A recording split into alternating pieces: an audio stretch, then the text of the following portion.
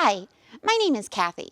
I'm a youth librarian with the Palo Alto City Libraries, and I want to talk about how to get the most out of story time. Especially since we've been doing so many virtually, it's felt like we need a refresher on how to do things so that you get the most benefit out of it. And while all of these ideas are great for virtual story time, most of them will also work for when we do get to come back live. So I hope you find this really interesting.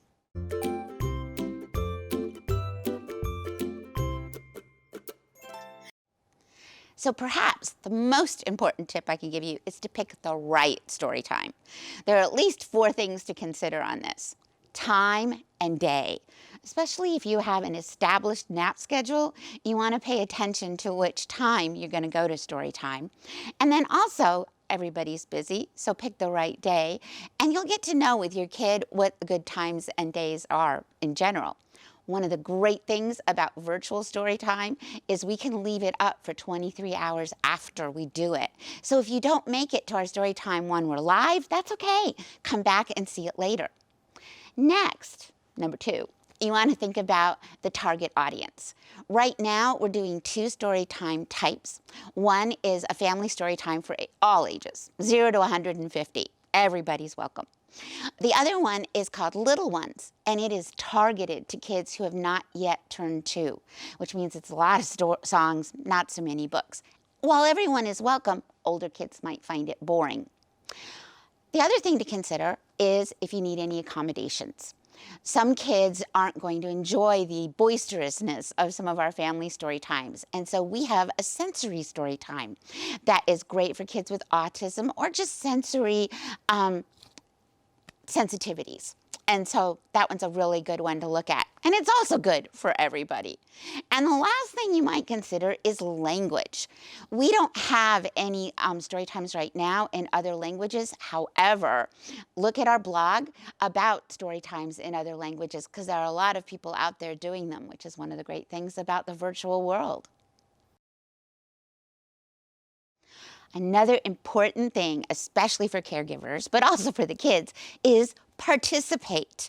So when we're doing a lap sit and you've got your little one in your lap, or we're doing a song and they're just next to you, you need to participate. That might mean that you personally are doing the actions in the song. It might be that you're helping your little one to do the actions in the song. So for example, if you're happy and you know it, clap your hands. If you're happy and you know it, clap your hands. If you're happy and you know it, then your face will surely show it. If you're happy and you know it, clap your hands. We won't do the whole song, but you get the idea. They see you do it, they want to do it because you're their hero, of course. So participating isn't just about singing and moving. It's also about being engaged. Sometimes in an in-person story time, I would ask everybody, what sound does a duck make?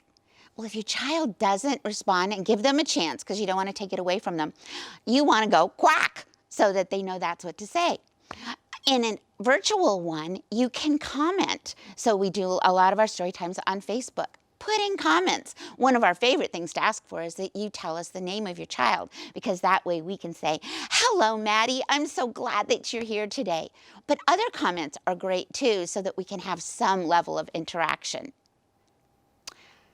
Please try to reserve the time. Make story time special by making it a regular thing that you and your child can look forward to and count on. When we do get back to in-person story times, make it also an event for you. So stay afterwards to socialize with the other parents and caregivers, and also to let your child socialize with the other ones. Move. Kids love to move, and we totally expect that they will. In person, we do not expect kids to sit there very quietly. It's just not going to happen, you know? But when the story calls for it or the song calls for it, move with them. So for example, if we're doing Shake Your Sillies Out, you want to do it, right? We're going to shake, shake, shake our sillies out, shake, shake, shake our sillies out, shake, shake, shake our sillies out, and wiggle our waggles away. If you do it, then they want to do it. Now, one thing to consider, they can move around when we're reading. That's totally good. But you're the best judge of whether or not your child is enjoying this. And if they're moving around too much and not paying attention, maybe it's not the right story time for them or the right time. So again, remember that part about picking the right story time. Don't force it. Even when you have a regularly scheduled day and a regularly scheduled time and everybody's ready to go, we all know that some days are not the right day to do story time. And if it isn't, give up. Last thing we want is for children to think that story time is a chore you have to do no matter what. And remember, especially with it being virtual, you can come back and try it later. Or just give up completely and try again next week.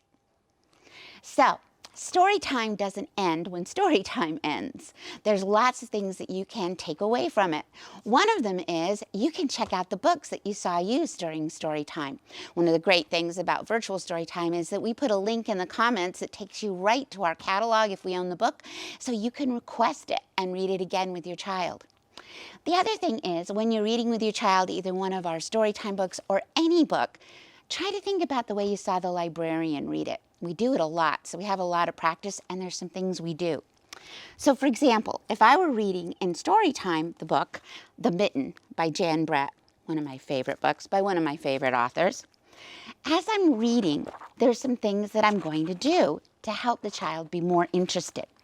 So I might start out with, one day, there was a boy named Nicky who wanted his new mittens made from wool as white as snow.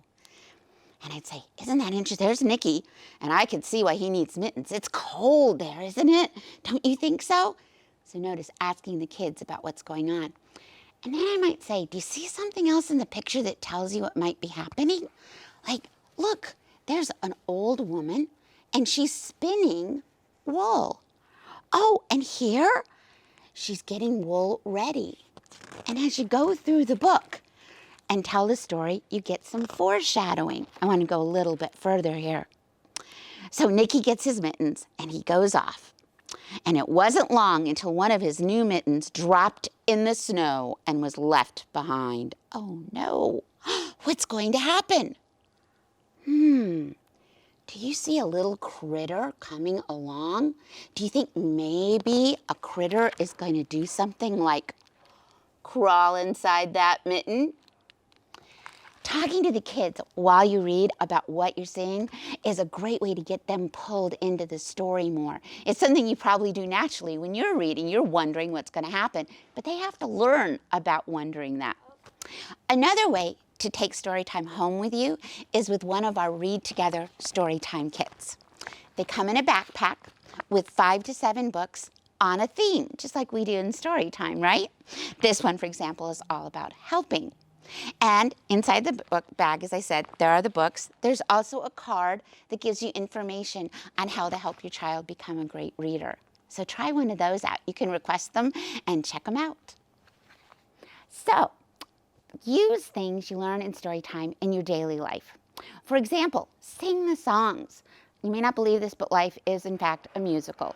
So you want to keep singing all the time. One of the great things is, during our virtual story times, we put the lyrics and usually a link to a video in the comments, so you can get them that way. We also have playlists on our YouTube channel for both videos that our librarians have made and ones that we link to for songs that we really like. So don't worry if you don't know the song, because somebody does, and you can get to it. The other thing is, after a themed story time, integrate that into your day for a while to help your child extend it. So if story time was about birds, well then when you're out and about, look for birds. And not just you look for birds, get your child to look for the birds and point them out to you. They love to get to show you stuff, right? It just extends the idea. So we're going to close up now. I just want to reiterate making story time a habit, whether it is coming to our story times in person when we get to do that, or watching them virtually, or doing your own story times at home. It is so great for your kids. All of this information is in a blog or in multiple blogs on our website, and I know there are links from the video you can look at, and of course go to our homepage. And most importantly, please come see us. The libraries are open. All of your librarians are here. If you come in, we really want to say hi and get to see your kids. And we cannot wait to be doing Storytime full-time back in person. So thank you for listening to all this, and I'll see you soon.